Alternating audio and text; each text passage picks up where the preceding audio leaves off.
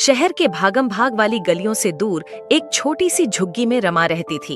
उसकी दुनिया एक पुरानी सी चारपाई, मिट्टी के टूटे फूटे बर्तन और एक छोटे से गैस चूल्हे तक सीमित थी।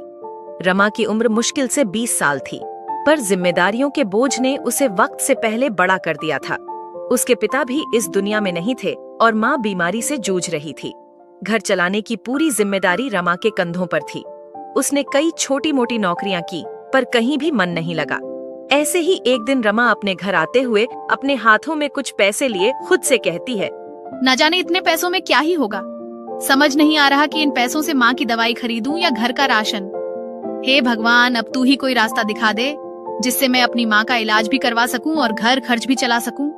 इतना बोलकर रमा पहले दुकान पर जाती है और कुछ पैसों से राशन लेने के बाद वो मेडिकल शॉप पर अपनी माँ की दवाई लेकर सीधा घर चली जाती है।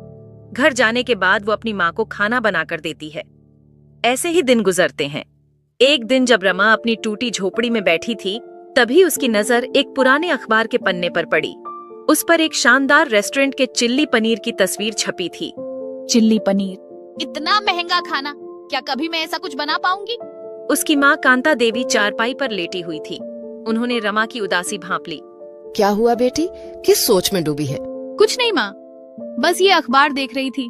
शहर के लोग कैसे कैसे पकवान खाते हैं। एक चिल्ली पनीर की प्लेट हमारे पूरे दिन के खर्च से ज्यादा की होगी।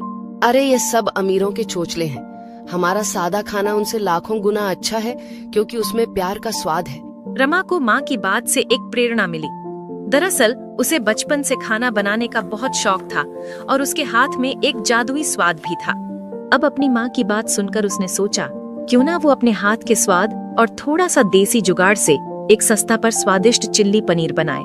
उसके पास शिमला मिर्च नहीं थी, तो उसने हरी मिर्च और प्याज का इस्तेमाल किया।